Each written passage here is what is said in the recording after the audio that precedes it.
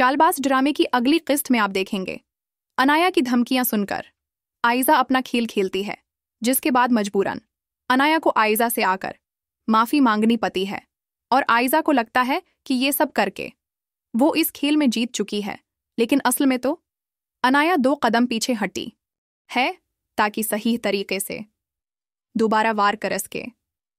आयजा इस खुशी में टिश्यू पेपर लेकर अनाया के पास आती है। आज जो कुछ हुआ इससे तो तुम्हें अंदाजा हो ही गया होगा कि मेरा और तुम्हारा कोई मुकाबला नहीं। मैंने सोचा मेरी बहन रो रही होगी, आंसू साफ कराऊं उसके। जिस पर अनाया ये टिश्यू पेपर वापस आयजा आपी को पकड़ाती हुए कहती है कि उसकी ज़रूरत जिंदा लोगों को होती है। मुझे तो आपने बहुत पहले का मार दिया। एक बात अच्छी तरह से याद रखना, आपी गुरकन को भी पहला मुर्दा दफनाने में ही धर लगता है, उसके बाद औसे भी आदत हो जाती है। अनाया की धमकियां आयजा को गुस्सा दिलाती हैं। वो टिश्यू पेपर मुड़ तड़कर वहीं फेंक जाती है और गुस्से में अनाया के कमरे से निकलती है तो ईशर पर नजर पड़ती है। अपनी लड़ाई में वो ईशर को कैसे भूल सकती है, जो अपनी माँ टीडी की तरफ से भेजे गए कैरी बेग को उठाकर अपने कमरे की तरफ लेकर। इस पर आयजा हैरान होती है, ये सब क्या है? अगर तुम्हें कुछ चाहिए था तो आशर से कह देती। औस तरह मेके वालों से मांगना अच्छा लगता है। आयशर को इस बात पर गुस्सा आता है कि ये मेरे ही कपड़े हैं जो मामा ने मुझे भेजी हैं, और प्लीज़ भाभी आप मेरे मामलात में इंटरफेयर मत किया करें। बहुत पर्सनल चीज़ है, मेरे घर से क्या आएगा क्या नहीं ये आपने भी मुझे बता सकती। बिल्कुल सही जवाब दिया ईशर ने, लेकिन आयजा इस बात को बहुत ज़्यादा बड़ा हाथ चढ़ाकर आशिर के सामने पेश करने वाली है ताकि ईशर और आशिर की लड़ाई हो और उनका हनीमून ट्रिप खराब हो जाए। अनाया जो अपने कमरे के बाहर खड़ी है सारी बातें सुन रही थी। बहुत अच्छा मौका था उसके पास आयशर को आयजा भाभी के खिलाफ इस्तेमाल करने का, इसलिए फौरन ईशर के कमरे में जाती है जो गुस्से से बोल रही थी भाभी की बातों पर।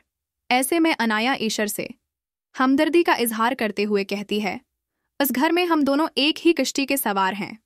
मैं तो मजबूर हूं बहन जो हूं, इसलिए मुझे तो खामोश ही रहना पड़ेगा, लेकिन आप अगर आज खामोश हो गई तो सारी जिंदगी खामोश ही रहना पड़ेगा आपको। अनाया की बातें सुनकर ईशर को हौसला मिलता है और वो बोलती है कि वो यहाँ पर सबसे बड़ी हैं। उसका हरगिज़ ये मतलब नहीं कि वो हम सब पर अपनी मर्जियां चलाएंगी। वो आशर का इंतज़ार कर रही है ताकि भाभी की शिकायत लगा सके। अनाया सच कह रही है, आज अगर मैंने भाभी को जवाब न दिया तो वो सारी जिंदगी इस तरह मुझ पर हुकूमत करती रहेंगी। वहीं आशर नीचे से ही आयजा उसे सारी बातें बताकर आंसू दिखाकर भड़काकर भेजती है कि मैंने तो सिर्फ आतना कहा था कि तुम्हें अगर किसी और चीज़ की ज़रूरत थी तो अपने अम्मी अबू से कहने की बजाय आशर से कहती। क्या इज्जत रह जाएगी इस घर की कि हम ईशर की ख्वाहिशात को पूरा नहीं कर सकते, कुछ दिलवा नहीं सकते। आतनी सी बात पर उसने मुझे इतनी बातें सुना दी। वो अपने माँ बाप से डिमांड करके मंगवा रही है। ऐसी बातें हमारे ख़ानदान के लिए बदनामी का सबब बन सकती हैं। वो आशर को पूरी तरह से पंप कर के अपने कमरे में भेजवाती है और यहाँ पर ईशर उसे देखते ही आयजा भाभी की शिकायत लगाने के लिए आगे बढ़ती है। आशर तुम्हें पता है, लेकिन आशर उसकी कोई बात सुनने के बजाय उसे हुक्म सुनाता है, अभी और इसी वक्त ड्राइवर को फ़ोन करो, उसे वापस बुलाओ और उसे कहो कि आकर ये हींड कीरी वापस लेकर जाए। ईशर हैरान होती है आशर